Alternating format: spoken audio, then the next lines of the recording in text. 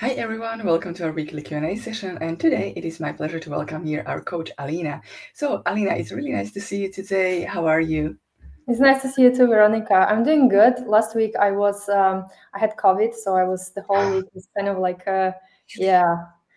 I was surprised that there is still such thing as COVID, and yeah. Well, it still happens, but it's fine. Yeah, It's fine. was it like, did you get kind of like easy through it, or was it like kind of I like, mean, I had some temperature. I had like Mhm. sore throat, Yeah. like running nose and all that. So it was not pleasant, but it felt like just a normal Mhm. cold or flu or something like that. So. Yeah. Really interesting because I also have a sore throat, and Yeah. quite a few people have like in my area, like, oh, my throat is sore and they're not Mm, feeling well, so maybe a new wave, but yeah. who knows? Anyways, right. So I'm really glad that you are fit for for our Q&A today, and I think we can start. And I prepared a few questions that basically we haven't answered with Coach Christian last week. Mhm. And the first one would be, let me see. Da-da-da-da-da. We have a question from Diana. So, hi, Diana. Hello. There is something I don't understand.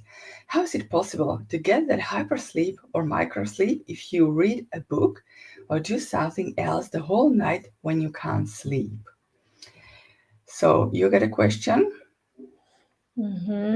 Okay, so how is it possible to get that hypersleep or microsleep if you read a book or do something else the whole night when you cannot sleep?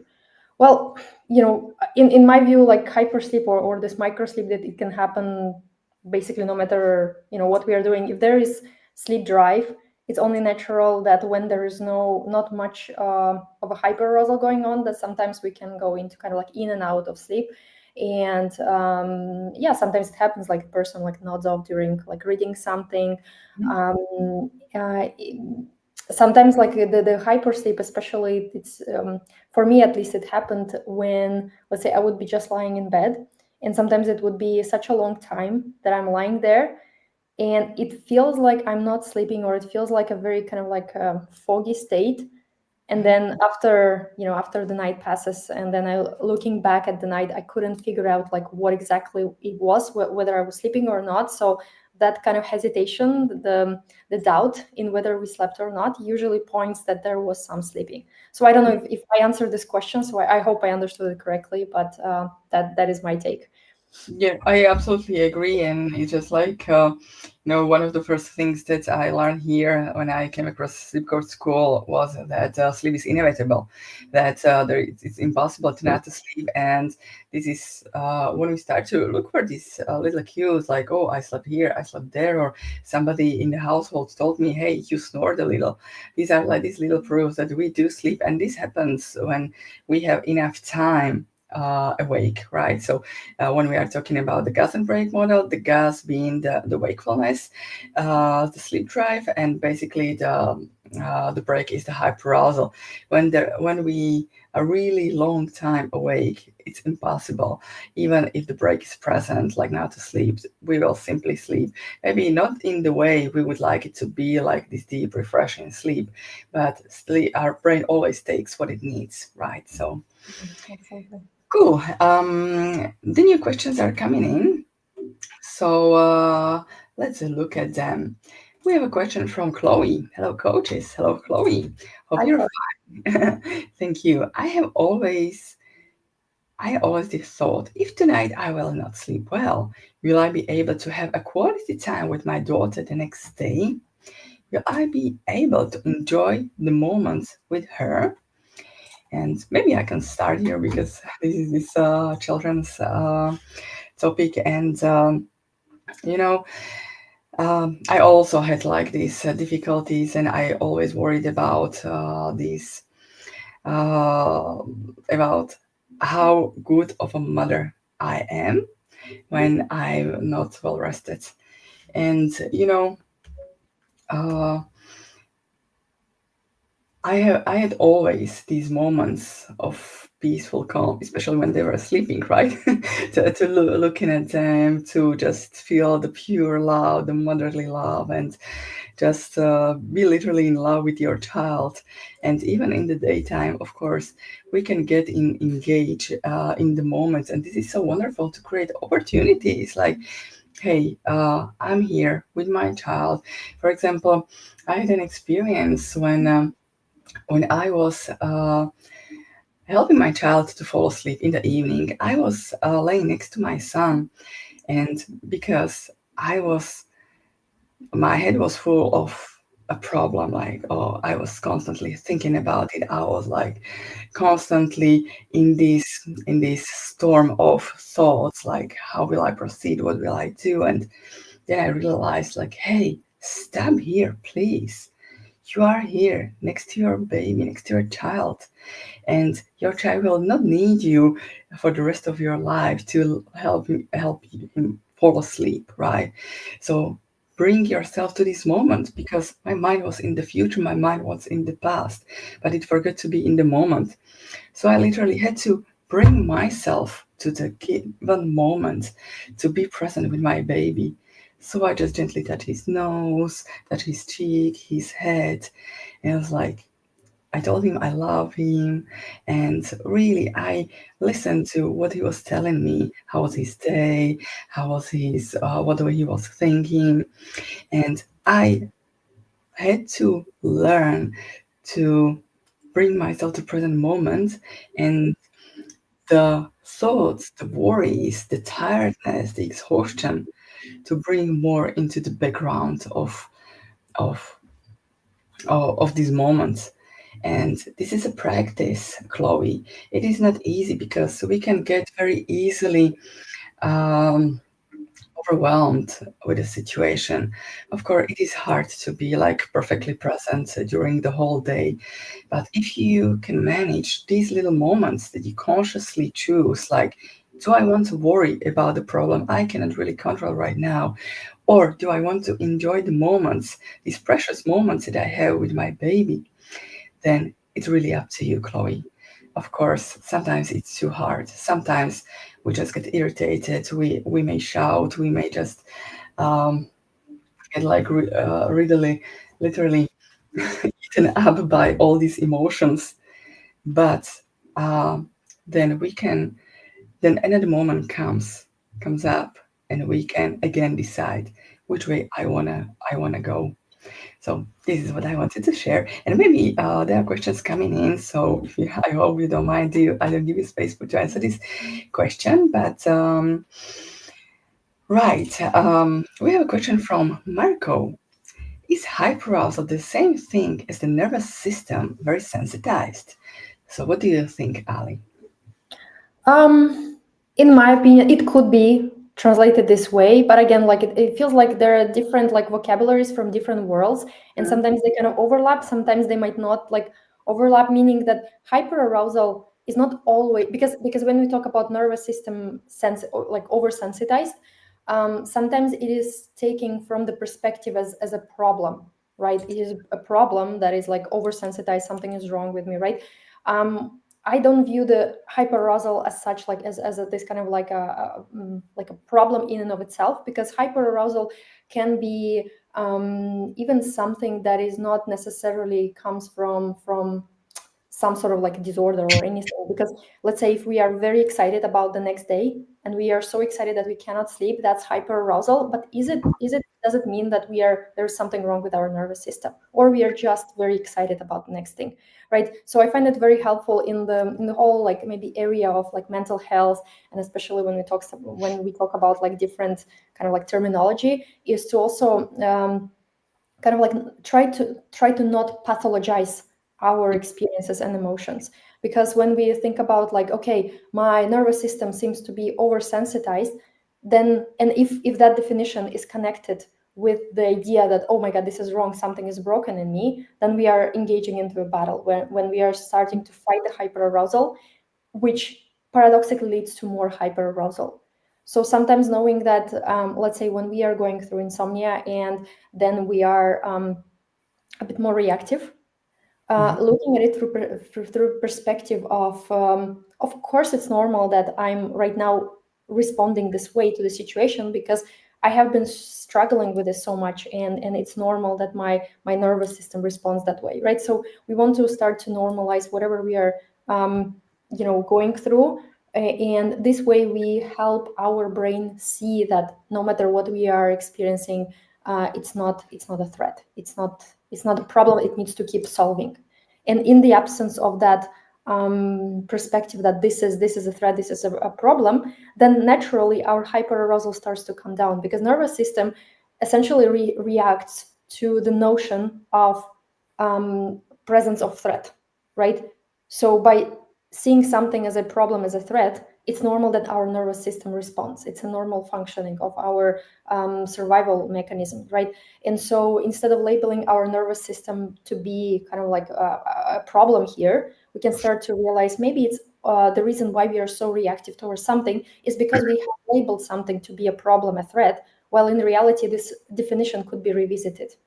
And therefore it will kind of like automatically resolve the quote unquote problem with hyperarousal. I don't know if that makes sense.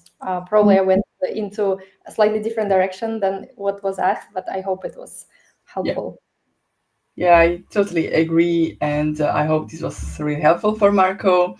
And we have a question from Annie. Is it normal that it feels unusually uncomfortable and unfamiliar at the beginning if we react to being wakeful differently than usual? It feels so uncomfortable and wrong as you are internally defending yourself against something, against the old pattern. I'm trying to understand like the question if I Oh, understood it correctly. But essentially what that translates in me is that basically Annie is wondering whether, let's say, when we start responding differently to being awake, at first it feels uncomfortable. And yes, that's correct. At first it's going to feel very counterintuitive, weird, because essentially the part of our brain that is involved in protecting us, it might see our new responses. Like, let's say, when we start to befriend wakefulness, it at first it sees it as something weird, something illogical, because we are doing literally the opposite of what our brain wants us to do. Our brain wants us to keep problem solving, to keep fighting, to keep thinking about it, googling for things, trying here and there, right? Different like remedies. And so when we are starting to let go of that, at first is going to be very uncomfortable and very unusual. So sometimes normalizing that, yes, the moment when we start abandoning our safety behaviors, at first, like short-term anxiety might increase and we might feel very, very uncomfortable. But usually what I notice is that this being able to tolerate, to withstand that short-term anxiety leads to ease of the long-term anxiety. Because the thing is that the more we are engaging in the safety behaviors and basically trying to avoid wakefulness, it might bring relief in the short term. It might just feel really comfortable. Okay, I did this, I Googled this. Maybe it brought relief, maybe for a split second, but then it doesn't really addresses the problem, because once we kind of like get maybe a little bit of reassurance, or we do something like that our brain wants us to do, like in terms of safety behavior, then it will demand more and more and more behaviors like that. And so we become prisoners to the whole, like the prisoners to the fear. And so our life eventually becomes nothing but this kind of like a small ball of fear. So yeah, exactly. It feels wrong to react calmly and quietly, and it always wants to return to fear, panic. It's understandable because right now the brain is still learning to view wakefulness as a safe and normal experience. And again, maybe Annie is struggling with the idea that the way to befriend wakefulness is through finding a way to be calm and quiet during night. But that's not actually necessary for us to befriend wakefulness. We don't have to remain calm, and we don't have to get rid of hyperarousal. It's more about changing the way we perceive wakefulness in the moment. We might still dislike it, but we can shift from seeing it as this is a huge problem towards this is just an inconvenience. But it's fine, right? So we can still dislike it. It's fine to acknowledge that, but we can like see it less of a threat and more of a something that is just uncomfortable but safe. So, and that's the difference. We can still not feel 100% calm or 100% neutral, but the way we interpret this experience is completely different. So I hope that this clarifies for Annie. Absolutely. The only thing I would like to add, or I like to use the phrase "fake it till you make it," right? Because at first it may feel very uncomfortable, it may feel very awkward, and but as we keep doing that, because we start to learn, we start to have the understanding, we start to the education, and we start to put the pieces of puzzle together, and naturally, as you really nicely said, we are going against the natural response of our brain because it wants to react with fear and panic because this is unknown to our brain. Like it doesn't know that it is safe. But when we gently lead ourselves through the night in a way that reinforces the safety, then it becomes this calm response becomes more and more natural. So I hope this was helpful, Annie. And another question that we have is from Daniel. So, hi, Daniel. There's a video called The Weird Time When Energy Drinks Fixed My Insomnia. And he says that when he started drinking, he started sleeping better because it contains B vitamins. Does it make sense? Because we know insomnia happens because of the fear of wakefulness. Interesting question. What do you think? Yeah, I essentially think that what happened there was actually maybe the reasoning, the explanation was kind of like misattributed, because it's not that the content of a drink that fixed insomnia, because again, like insomnia is about like how we like our fears around sleep, and there is no amount of B vitamin that can get rid of fear. Mhm. And that's is like obvious, like for people who, let's say, on long term, like they're doing all sorts of like supplement treatments, vitamins, minerals, and all that kind of stuff, but they might still remain very fearful. And in this situation, it seems like drinking, having an energy drink when someone struggles with sleep is actually this kind of like a very counterintuitive like act where we are basically doing something what our brain is trying to not like not us to do, meaning that it wants us to preserve sleep, to protect sleep. And when we drink an energy drink, right, which is known for making us more awake and alert, we are kind of like challenging that fear. And that challenging is what I earlier said, like abandoning all those safety efforts, safety behaviors. And this is similar that happens when a person, sometimes I would hear a person say like, you know what, I just started drinking coffee, even if it was in the evening, and then the fear dropped and then they started sleeping normally. Not because there is some magical thing in coffee. It's actually quite opposite. Like coffee can energize us, but it's because we were not acting on the fear. Yes. So this is how I would explain it. To me, it seems very not realistic that vitamin B has done something to the fear itself. I think it's more about like what that meant. Doing something that is the opposite of a safety behavior. That's what can create this. A sense of like, I don't have to do it. Yeah, this is exactly what I thought. Like this counter intention, like instead of taking like melatonin and sleeping pills and other supplements, I'm going to take an energizing energy drink, right? So the brain is like, oh, probably he's not afraid to be of not sleeping at night, right? So that's why I can let him sleep, right? So it's more safe, and it come. And I remember one experience of one of the clients, and she said, like in the evening, when she learned about this quite different approach, like she dropped all the safety behaviors, and she would turn all the lights on in her flat. She would play loud music. She would drink 2 cups of coffee, and this was the first night she slept, actually. So when we do these counterintuitive things, and when we really show our brain, and it comes from this genuine place, like, okay, I really don't care. I'm not afraid of it. Then our brain, okay, this is safe. We are not afraid of being awake at night. I'll let you sleep, right? So, Exactly. There's just one kind of like nuance, because I understand that people who are hearing this, they might go like, okay, so now I have to do it intentionally. So I will next night, I'm going to drink lots of coffee. I will, play video games or whatever, right? mhm, We need to be also kind of mindful of like the intention, because if we are trying to do this again to not experience something, it's, exactly. it's Yeah. the same thing Yeah.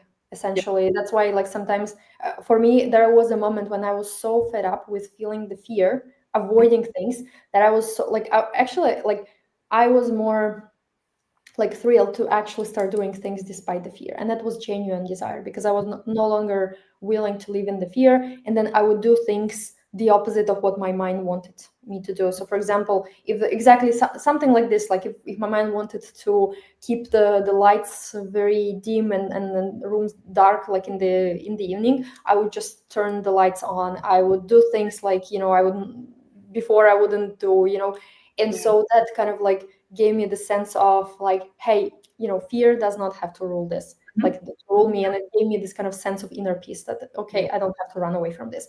Paradoxically, that's what led to easier nights.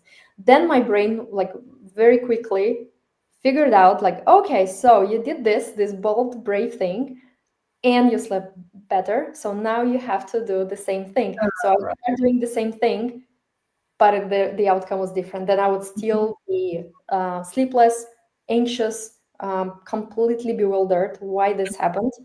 And then I realized that actually, even though the activities were more or less the same, the Mhm. strategy was the same, but the underlying reason why I was doing it was completely different, and that's what made the whole thing like that's what made the difference. So I just wanted to kind of like bring bring up this nuance. So if we want to now start having like energy drinks in the evening, hoping that it can somehow fix our sleep, then we are again in this kind of like the same rabbit hole. Yeah, absolutely. This is a really great information and really helpful. So, mind the intention, everybody. Okay, we have a question from the Queen. So, I overcame insomnia before watching this channel, but recently I'm subconsciously monitoring the sleep wake threshold. For example, snoring, deeper breathing, waking me as I fall asleep. How do I accept this? Mhm. So, what are your thoughts, Ali? I would say that the way to accept, first of all, it's good that this person already realizes that the path to overcoming this is through acceptance. That's Mhm. brilliant first step. Now, the way to accept something or allow something, at least for me, sometimes is about recognizing that I don't control this. Like I don't control snoring. I don't control whether I breathe deeply or not. I don't even control whether I become conscious of that or not. I just simply become conscious. And there's not much I can do to avoid that. So once I realized that this is kind of like happening like automatically, then it got easier for me to just like let it happen, because it was not my fault that I was recognizing that. So it took away a lot of pressure, a lot of this sense of like responsibility, like, oh, I have to figure it out how to not notice those things. Instead it became something like, well, if these things happen, then they happen, right? So I started to kind of like drop the pressure on making sure that I not notice it. And so the noticing part became more ordinary, became more kind of casual. And after a while, because I was no longer treating it as something like a problematic, something weird, then my brain was no longer interested in monitoring that. That's how the whole this hyper awareness on this threshold between sleep and wakefulness started to kind of like dissolve, and sleep started happening naturally. Absolutely. So now we have a question from Webs. They say you shouldn't care about sleep to sleep. So Mhm. how do I not care about sleep when I care about it? Now, also my everyday is consumed with thoughts about sleep. I think the answer would be very similar. Is there anything you would like to add, Ali? Yeah, I think basically we cannot force Yeah. not caring. Not caring comes something like naturally to us. So in the moments when it's not coming naturally, we can allow ourselves to care. In a way, what we are doing is that we are not caring whether we care or not. So even caring becomes normal and becomes okay, allowed. And Mm. so we are no longer giving it that this big of a deal. An overall sense of like this pressure starts to go down. Because that's why I also noticed that like in myself as well in the beginning, actually for the majority of my recovery process, I could not just simply stop caring about something. I was caring. I was thinking about sleep. I was worrying. I was, having like a sleepless night still brought in me some sort of like strain and pressure. And the more I try to fight it actively, like try to make myself not care about something, the more the more frustrated I was with that. And so at some point, I just realized, you know what? If I care right now, then I'm just simply caring. That's it. That's fine. Maybe in the future, I will stop caring, but right now, I do care and I don't need to figure this out. And that took away so much pressure. And then it opened the doorway to a greater and greater acceptance. And again, like maybe not caring is just like a word that does not really sit with us because we don't really understand what it means. Because not caring doesn't mean that we don't value something. It's not that we don't value sleep or we don't want to sleep, because it's unrealistic to expect from a person to stop wanting to sleep well or feel good. That's not a human desire. Everyone wants to sleep well, feel good, and all that. So it's not about like no longer wanting to sleep. So maybe the invitation here is to find an alternative, maybe way to phrase that. Instead of like not caring, maybe we can look into words such as like resisting it less, or being open to whatever happens at night, or trusting the process, trusting the body. So whatever word makes more sense to us, rather than like trying to force something that is not there. This could be the doorway to a greater acceptance. Yeah, absolutely. I mean, we are human beings, so we will always care we want to feel well, we want to sleep well, and just seeing where we have control and where we don't have control. So maybe this is an invitation, like to understand the difference between the control and care, and maybe rephrasing it in a little bit different way. Like Ali suggested, resisting less could be something that clicks with you more. Mhm. Cool. Right, we have a question from TPA. I'm sleeping but wake up every morning at around 3 a.m. After reading a book or being online, I feel sleepy again and sometimes I fall asleep. Is that okay? So, what do you think, Ali? To me, everything is okay. Whatever there is happening at night is okay, right? And so the moment when we start thinking that something is not okay, that's when we start struggling with it. So for example, if we think that waking up at 3 a.m. is not okay, then we are more likely to experience the same kind of awakening again and again. And so it makes sense to start questioning like whether we can start like changing the way we are looking at certain things. What if being awake at 3 a.m. is okay, is actually fine?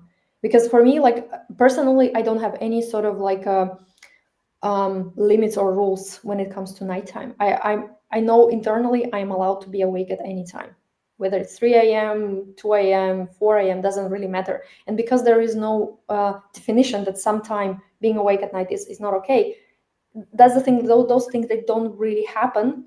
And even if they do happen, there is not much fear around it, and then they kind of like the next night is completely different then, so we are not stuck in the same pattern again and again. So again, like looking at things from perspective that this is okay, this is part of human experience, and each person can experience any sort of night. Really, there is like, it's normal that sometimes we sleep more, sometimes we sleep less, sometimes we take longer time to fall asleep or wake up a bunch of times. Either way, it's like it's all okay. And that's what can help us start seeing this that we are safer than we think we are. Mhm. This reminds me one of the teachings Daniel has, which is called Swiss Awakenings. Mhm. And this is like your brain thinks there's something important happening at 3 a.m. because at some point in the past you have a look at the clock, it was 3 a.m. and you kind of got scared like, "Oh, I'm awake, it's 3 a.m. It's still, I haven't slept enough, or I don't have enough time to fall asleep, or I will not have sufficient amount of time." Like we are doing this sleep math, right? But when we and one of the things that it's the most the easiest, which what we can how to drop this kind of like Swiss awakenings is like, don't look at the clock, just just remove the clock from your bedroom, and then you don't know. And when you don't know, you are basically sending the information to your brain, this is not important. Nothing important happens in the middle of the night. And then it is more likely that you are going to fall asleep, right? I mean, it is not like a shortcut to sleep, of course, but when you just don't give data to your brain to analyze, your brain will not analyze it. So that's what I wanted to add. And right, we have a thank you note from Annie, and maybe one or two last questions that we can answer is from one is from Amy. Oftentimes, I'm too tired to befriend wakefulness, but if I close my eyes, sleep doesn't come. I'm sort of caught in this very sleepy state without sleep coming. Coming, it's very difficult. What can I do? This is very known. So, what do you think, Ali?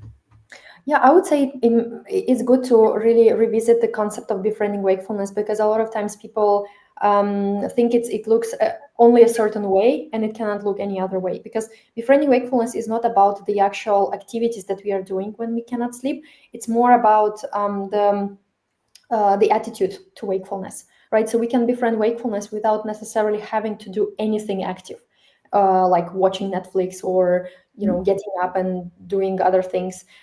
Sometimes befriending wakefulness is simply allowing ourselves to experience the moment in whatever setting that feels comfortable. So, for example, if Emmy is feels too tired to do anything, then maybe her way of befriending wakefulness on that particular night is just to allow herself just to be in bed and just be there, even if even if she's awake. So it's more about how I choose to approach this time that I've been given. Right? We cannot force sleep to happen at the exact moment, but we can start finding ways to coexist with wakefulness. So sometimes even staying in bed is also an option. Staying in bed and just in kind of resting instead of like trying hard to sleep. This is also another way to make wakefulness a bit more friendly. And I think this is like, for many people, this can dissolve a lot of pressure around this concept. Because again, it's not about the action itself. It's not about like getting up and doing something, but it's really helping ourselves to see that wakefulness is actually all right, and I can do whatever I want, whether it's getting up or staying in bed. And this is something that helps like overall like to change the way we view wakefulness. So I hope it makes sense to Emmy. Yeah, absolutely. I'll just add that you're definitely not alone in this, Amy. We all experience this, and I would just like to invite you to deep dive into this channel, the Sleep Code School channel, and I believe you'll find here many valuable information. And let's look at the last question. And first, the comment from Daniel. Wow, amazing answer. Thank you. Uh, we have a question from Jay Chan. Is avoiding sleep effort a sleep effort in itself? I mean, for example, I can try to not to look at my clock, but isn't that a sleep effort in itself? Because I know that I'm doing this to help me sleep in the end. So we've been talking about it a little bit about the contra sleep efforts. So there are thoughts, Alina. Anything to add? Yeah, I would say like the Chan here is on spot, because it is possible that trying to eliminate all sleep efforts becomes an effort in itself. And this is very helpful observation to make. So when we are starting worrying about sleep efforts in itself, like let's say we do something and then we worry that, oh my God, I probably somehow set myself back because I did this. For example, I checked the clock and this is bad, right? And I shouldn't see the time. Then it makes sense to really revisit this, like this the whole attitude towards sleep efforts. Because in reality, what makes a sleep effort an effort is not the activity itself. So it's not the fact that we are seeing the clock as such, because so many people on this planet Earth can casually check the time at night and it does nothing to them. It brings no anxiety. It doesn't create any fear cycle in them, because there is no this the motive behind it, like the kind which we have usually like during insomnia. So when we are finding ourselves that we are afraid of sleep efforts, this is when I personally find it helpful to really kind of like relax a little bit those rules. And even if something happens to be a sleep effort, we can just acknowledge, well, it was just a sleep effort and it's fine. Not a big deal. So the less serious we treat like those moments, like even if we do glance at time, it's not a big deal, then they don't really have any power over us. Mm-hmm. Yes, actually, there is a follow-up comment from Webs that actually basically you have answered. Also, would love if you could answer this question. I don't look at the clock when I'm in bed anymore, but I tend to analyze and guess how long did I take to sleep. What do I do?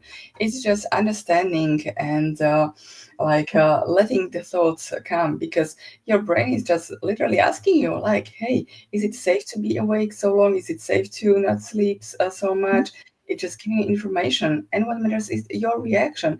If you feel more like anxious, if you feel more like, oh, you literally jump on the thought by, oh, you will only sleep only 2 hours, then your brain reads the message, oh, this is not safe, this is a problem.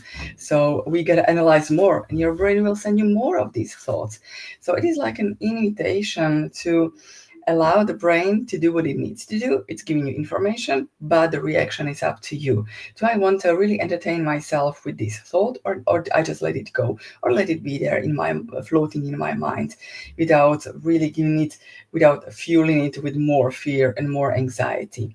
So it is like a really invitation to look into yourself, and actually it gives you the it's like it's giving you kind of the idea how attached you are still to the sleep outcome, because when you react strongly with a lot of anxiety and fear, then there is still a little bit of work to work on the unattachment, to work on the acceptance. But if you are more like indifferent, like okay, my brain sent me this information, that's fine, I'm okay with this, and then it's you are more advanced in your journey. So I hope we have answered your question. And we have one last question, if you don't mind, from NCB Beats. And I feel I'm sleeping more now after understanding from you guys. This is great. But I have this feeling of numbness, flatness that I have when I have less hyperarousal. Is it common? Please answer. So, yes, it's very common. Is there anything you would like to share, Alina? Yeah, sure. I would say this flatness, this feeling like post. I think Coach Ali was saying some, or maybe someone else, naming it as a post arousal fatigue. Basically, we spend so much energy on worrying, and the moment when our hyperarousal starts to go down, it kind of unmasks all the tiredness that's been accumulating from the struggle. So again, there is nothing unusual or strange about that. It's just that our body needs a little bit of time to kind of like settle down. It's similar to when we are, let's say, preparing for some very important exams and we spend like weeks intensively studying, maybe sleeping less, like worrying about it, constantly in this mental space. And then once the exams are over, we don't actually now suddenly, feel so much energy and, you know, and like, we are not so much energized. We are more kind of like go into this mode where you're just slowly accumulating the energy back. So there might be this kind of like a moment of like flatness, Maybe during this time we might feel fatigue, exhaustion, maybe sadness. When we are not looking at those experiences as something that is wrong or shouldn't be happening, then we are not really, creating another problem. We are just letting the body to process what's been happening, and we're just letting it rest. Yeah. And then eventually, this flatness comes into more and more life. Mhm. So yeah, and one more thing. Actually, once I was talking to Coach Michelle, and it's the video is on my channel.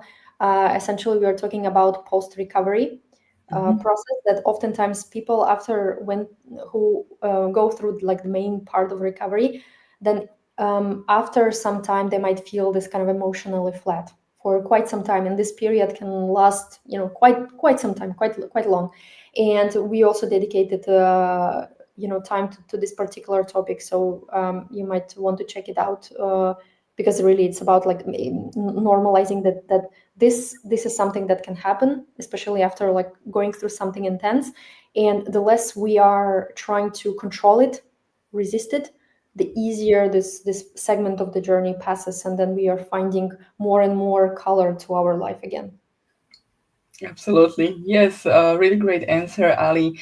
Thank you so much for being here today, for answering the Thank you questions. so much Thank for you inviting me.